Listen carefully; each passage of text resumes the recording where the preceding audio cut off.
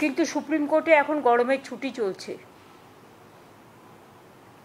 গরমের ছুটির সময় আমরা চেষ্টা করেছি এটাকে রেজ করবার, কিন্তু যেহেতু গরমের ছুটি পড়ে গেছে, আমরা সঠিক সময়ে রিভিউ পিটিশন রাজ্য সরকারের পক্ষ থেকে আমরা আবেদন করেছি।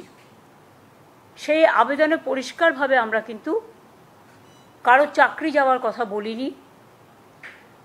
আমরা পরিষ্কার বলেছি যে যারা চাকরি করে তাদের সুযোগ দেওয়া হোক এবং তাদের যেন লিস্টটা বাতিল না করা হয়। কিন্তু সুপ্রিম কোর্ট আপনারা জানেন যে অলরেডি একটা এই রিভিউ করবার আগে রিভিউটা আলোচনা করার সুযোগ আসেনি এখনও, যেহেতু গরমের ছুটি পড়ে গেছে। গরমের ছুটির পরে এটা আলোচনা হবে। কিন্তু আমরা যদি ততদিন অপেক্ষা করি তাহলে আগের যে অর্ডারটা দিয়ে গেছেন প্রধান বিচারপতি, সেই অর্ডারটা কোনো কারণে যদি আমরা ক্যারি না করি, মানে বহন না করি,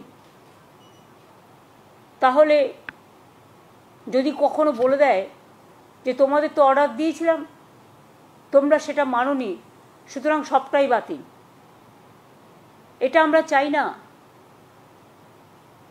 যে সুপ্রিম কোর্টের নির্দেশ অনুযায়ী আমরা আমাদের সবটাই রেডি করে রাখব। যদি রিভিউয়ে বলে আপনাদের পরীক্ষা দিতে হবে না, আপনাদেরটা অ্যাকসেপ্টেড করা হলো, লিস্ট বাতিল করা হলো না, তাহলে আমরা নিশ্চয়ই সুপ্রিম কোর্টের কথা শুনব, তখন এটা আসবে না। কিন্তু আমরা একটা হাতে টাইম নিয়ে করেছি এই কারণে যে যাতে রিভিউ পিটিশনও চলবে আর আমাদের প্রসেসটাও 31শে মের মধ্যে করতে বলেছে, নোটিফিকেশান করতে বলা হয়েছে। কিন্তু সুপ্রিম কোর্ট খুলবে সম্ভবত জুন মাসের 2nd বা 3rd উইকে, আমি এক্স্যাক্টলি ডেটটা জানি না। কিন্তু আমাদের টাইমটা বেঁধে দেওয়া হয়েছে, যেটা আগের জাজমেন্ট রিভিউ করবার আগে, সেটা কিন্তু 30th, এটা হচ্ছে 31st মে 2025 ইজ টু বি ফাইল্ড। ওনারা পরিষ্কার বলেছেন, since the panel has been cancelled and the affidavit of compliance of issue of advertisement by 31st May 2025 is to be filed, we may do the following timeline for that. আমি প্রথমেই teacher যারা আছেন তাদের কথাটা আগে বলবো। দুটো part আছে, একটা গ্রুপ সি গ্রুপ ডি আর একটা হচ্ছে টিচারদের পার্ট। আমি পরিষ্কার বলবো যে দেখুন, এটা আমরা করতে বাধ্য হচ্ছি, আমাদের করার যে ইচ্ছে ছিল মন থেকে তা নয়। আমরা চাই চাকরি হারারা সকলে চাকরি ফিরে পাক, যারা প্রথম দিন থেকে আমরা বলেছি আপনাদের সাথে আছি। এবার অনেকে ইন্ডিভিজুয়াল চলে গেছে, তারাও গিয়ে কখনো কখনো কোর্ট থেকে অনেক নেগেটিভ রিপোর্ট চলে আসছে, কিন্তু আমরা সেটা করব না। সেটা করতেই পারে, এটা তাদের অধিকার, যে কোনো কেউ যেতে পারে। কিন্তু আমরা রাজ্য সরকারের পক্ষ থেকে যখন করি তখন পুরো রাজ্যটাকে নিয়ে করতে হয় এবং সবার স্বার্থটা আমাদের দেখতে হয়। তাই পরিষ্কার করে বলছি, ম্যাটারটা খুব সেন্সিটিভ। প্রেস মিডিয়াকে আমি অনুরোধ করব যে আপনারা দয়া করে কোনো কথা, কোনো লাইন আমাদের ডিস্টর্ব করবেন না এবং নেগেটিভ এবং ন্যারেটিভ দেবেন না, কারণ আমরাও কিন্তু সবটা রেকর্ড করে রাখছি, কারণ সুপ্রিম কোর্ট এটা আমাদের পেশ করতে হতে পারে। সুপ্রিম কোর্টের যেহেতু অর্ডার আছে 31st মের মধ্যে করতে হবে, আমরা এতদিন ধরে অপেক্ষাই করছিলাম। অর্ডার তো বেরিয়েছে অনেক দিন আগে, প্রায় অ্যাবাউট 2 months হবে। 3rd এপ্রিল 17th এপ্রিল, তাহলে প্রায় অনেক দিন হয়ে গেছে। কিন্তু আমরা কোনো অ্যাকশান নিচ্ছিলাম না, আমরা ওয়েট করছিলাম যে এর মধ্যে হয়তো রিভিউ যেটা আমরা করেছি রাজ্য সরকারের থেকে সেটা হয়তো আলোচিত হবে এবং তার পরিপ্রেক্ষিতে যে আদেশ কোর্ট দেবেন তাতে হয়তো চাকরি প্রার্থীদের পক্ষেও হতে পারে। ফলে আমরা অপেক্ষা করছিলাম, কারণ আমরা বলেছি যে চাকরি প্রার্থীদের চাকরি আমরা খেতে চাই না। কিন্তু যেহেতু এখনো রিভিউটা হয়নি, কারণ রিভিউ পিটিশন পেন্ডিং আছে এবং কোর্টে গরমের ছুটি পড়ে গেছে, অথচ আমাদের হাত বেঁধে দেওয়া হয়েছে 31শে মের মধ্যে করতে হবে, নোটিফিকেশন করতে হবে। তাই বাধ্য হয়ে আমি জানাচ্ছি দুটো প্রসেসই আমাদের চালু থাকবে। একটা হচ্ছে সুপ্রিম কোর্টের অর্ডার অনুযায়ী আমরা 31শে মের মধ্যেই সুপ্রিম কোর্ট যে অর্ডারটা দিয়েছে সেটা নোটিফিকেশন করব।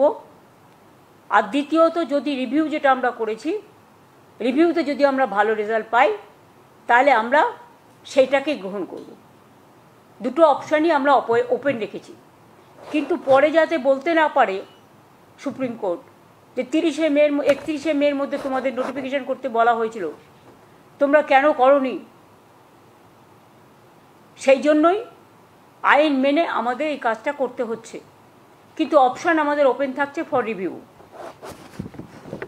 আমরা যেহেতু 31শে মের কথা বলা হয়েছে, তাই আইনজ্ঞদের সাথে কথা বলে সবার সাথে আলোচনা করে issue of advertisement and file affidavit, যেহেতু 31শে মে লাস্ট ডেট করেছে আমাদের, 30শে মে কিন্তু এটা আমাদের করতে হবে। অ্যাডভার্টাইজমেন্টটা আমাদের করতে হবে 30শে মে, কারণ যেহেতু 31শে মে মধ্যে করতে বলেছে। তাহলে আমরা অ্যাডভার্টাইজমেন্ট করব। আমি কিন্তু আবার বলছি অপশান কিন্তু ওপেন আছে রিভিউয়ের জন্য। রিভিউয়ে যেটা বলবে আমরা সেটাই মানব। এখন যেহেতু হাতে কোনো উপায় নেই বলে আমরা এটা করছি, যেহেতু সময় টাইম ইজ রানিং আউট। তাহলে issue of advertisement and file affidavit 30শে মের মধ্যে আমাদের করতে হচ্ছে, যতক্ষণ রিভিউ না হচ্ছে। কমেন্সমেন্ট অফ অনলাইন অ্যাপ্লিকেশন, এটা টাইম দেওয়া হয়েছে 16ই জুন পর্যন্ত। মানে যারা অনলাইনে অ্যাপ্লিকেশন করতে পারবেন 16ই জুন পর্যন্ত। Last date of online application 14ই জুলাই করা হয়েছে, হাতে সময় রাখা হয়েছে, যাতে রিভিউ হতে যদি টাইমটা বেশি লাগে সেই জন্য আমরা ইচ্ছা করেই 2 মাস হাতে টাইম রেখেছি। পাবলিকেশন অফ প্যানেল আমরা 15ই নভেম্বর করেছি, কারণ আমাদের ডিসেম্বরের মধ্যে করতে বলেছে। আর কাউন্সেলিং যেটা কমেন্সমেন্ট হবে সেটা 20শে নভেম্বর। আমরা চাইছি নভেম্বরের মধ্যেই, যদি রিভিউতে কিছু বিচার না হয় তাহলে আমরা নভেম্বরের মধ্যেই কাউন্সেলিং করে টোটালটা করে দেব। এখানে যা হয় সিস্টেম অনুযায়ী, যেহেতু কোর্ট বলে দিয়েছে, আমরা কিন্তু বলছি না, এটা কোর্টের order. Written test, scrutiny, challenge, result publication, interview etcetera shall be completed in the mean time. সব প্রসেসই আমরা করে নেব যদি রিভিউতে কিছু আমরা বিচার না পাই। অ্যাডভার্টাইজমেন্ট যেটা করা হবে, advertisement may be made for the 24,203 such posts which have been deemed to be vacant। 24,203 যেটা হাইকোর্টের অর্ডার অনুযায়ী ডিম টু বি ভ্যাকেন্ট হয়ে আছে। যদিও তারা কাজ করছেন, তারা কাজ করে যান, তারা ডিসেম্বর পর্যন্ত মাইনে তো কনফার্ম করেছেও সুপ্রিম কোর্ট, আমরা তো অ্যাপিল করেছিলাম। সুতরাং তারা বেশি চিন্তা না করে তারা তাদের কাজ করে যান, আর আমাদের কাজও আমরা করে যাব। অ্যাডিশনাল তাছাড়াও এই 24,203 জন টিচার যেটা ভ্যাকেন্ট আছে সেটা সব মিলিয়ে, তাছাড়াও আরও অ্যাডিশনাল আমরা কিছু ভ্যাকেন্সিস ক্রিয়েট করেছি, কারণ আমাদের অনেক খালি পোস্ট আছে, আমি আপনাদের আগেই বলেছি। 11,517 ভ্যাকেন্সিস ফর 9 and 10, এটা অ্যাডিশনাল, এবং 6,912 ফর 11 and 12 টিচারদের জন্য এক্সট্রা পোস্টও করা হচ্ছে। আর 571 জনের জন্য গ্রুপ সি এবং 1000 গ্রুপ ডির জন্যও করা হচ্ছে। তাহলে total vacancies propose to B filled up 44,203। মোট ভ্যাকেন্সিস 44,203। ক্লাস 9-10 চাকরিহারাদের নিয়ে 23,212, ক্লাস 11-12 চাকরিহারাদের নিয়ে 12,514, গ্রুপ সি 2,989, গ্রুপ ডি 5,488। এটা রাখা হয়েছে। যারা চাকরি করে এসছেন অথচ বয়স পেরিয়ে গেছে, এরকম তো অনেক কেস আছে। ধরুন ওদের একটা এজ লিমিট আছে, যারা অ্যাপ্লিকেশন করবেন এই চাকরির জন্য, চাকরিহারাদের চাকরি পাওয়ার ক্ষেত্রে, সেখানে তাদের একটা এজ রিল্যাক্সেশন করা হবে, অর্থাৎ তারা যেন প্রত্যেকেই পরীক্ষায় বসতে পারে, বয়সের জন্য সেটা আটকাবে না। তাছাড়াও আমরা আর একটা অ্যাডভান্টেজ দেবো, সেটা ডিটেলস এখনও তৈরি হয়নি।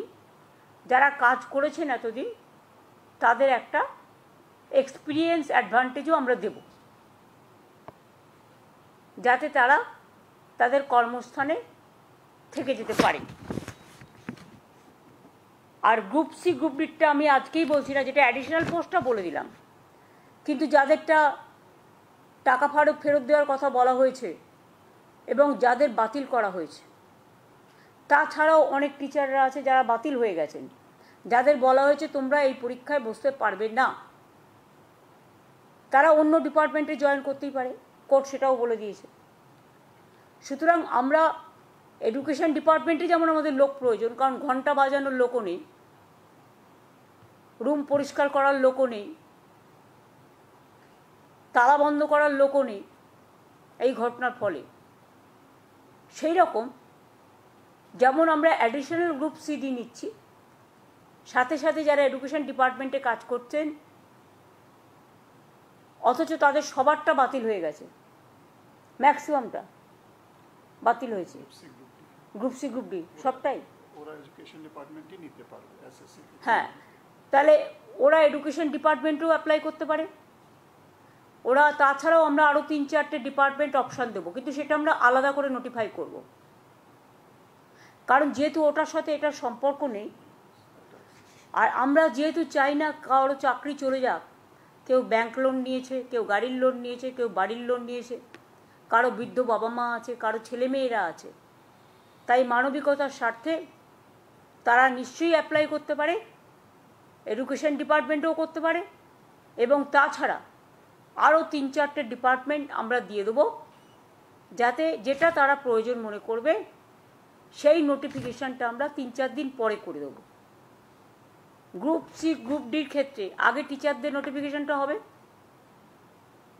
30শে মে, যেহেতু 31শে মে লাস্ট ডেট। আর গ্রুপ সি গ্রুপ ডি যেটা বাতিল করে দিয়েছে যে লিস্ট, তাদের জন্য আমরা অন্য ব্যবস্থা করব, অল্টারনেটিভ দেখব, রিভিউয়ে যদি কিছু হয় বেটার, না হলে আরও যত ডিপার্টমেন্ট আছে সুপ্রিম কোর্ট বলেছে যে আপনারা পোস্ট ক্রিয়েট করে তাদের নিতে পারেন।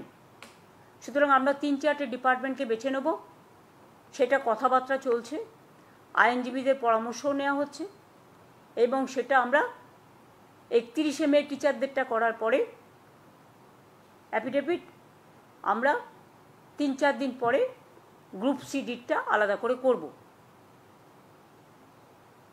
মানে যাদের চাকরি চলে গেছে। আর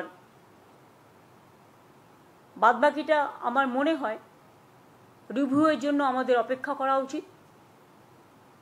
এখনই একথা বলা উচিত না আমরা পরীক্ষা দেব না, দিচ্ছি না, দিতে পারবো না, তাহলে তো চাকরিটাই থাকবে না। এটা তো আমাদের অর্ডার নয়, এটা সরকারের অর্ডার নয় এটা আমাদের কিছু উদ্দেশ্য প্রণোদিতভাবে কিছু স্বার্থপর মানুষ গভর্নমেন্ট কোর্টে গিয়ে এটা ক্যান্সেল করেনি লিস্ট, তারা লিস্টটা বাতিল করেছেন তাদের নিজেদের স্বার্থে। আজকে তারা আবার বন্ধু হয়ে ঢোকবার চেষ্টা করছে।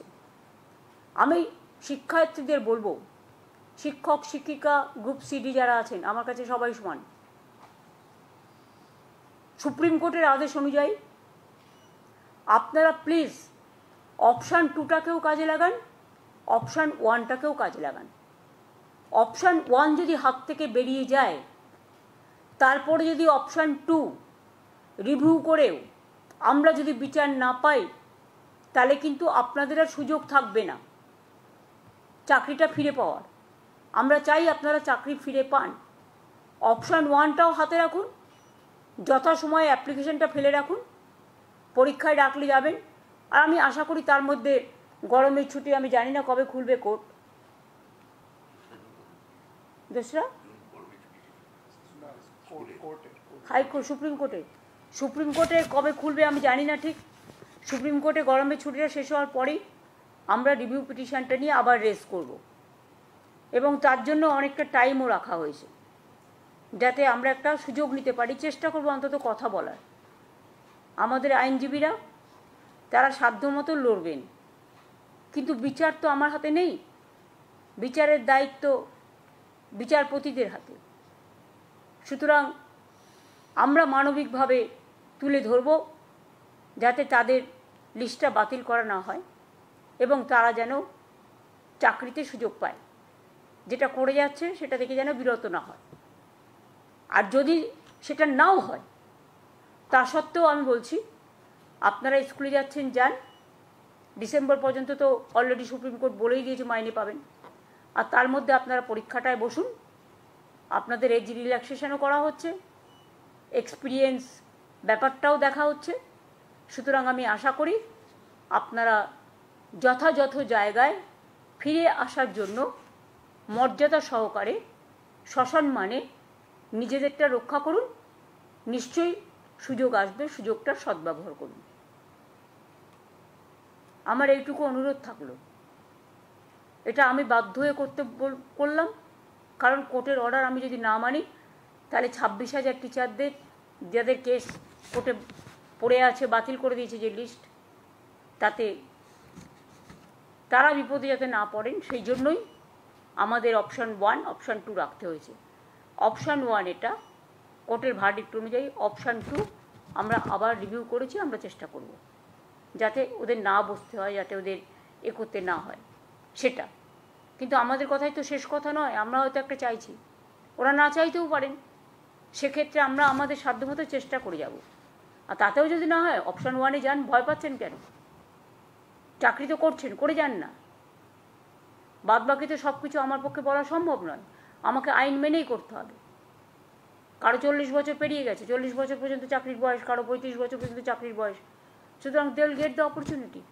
40 পর্যন্ত মনে হয় এজ আছে, হ্যাঁ 40 পর্যন্ত। যাদের ইভেন 40 পেরিয়েও গেছে তাদেরটাও এজ রিল্যাক্সেশন করা হবে। এটা সুপ্রিম কোর্টের জাজমেন্টেই এক জায়গায় আছে। প্লাস এতদিন কাজ করেছে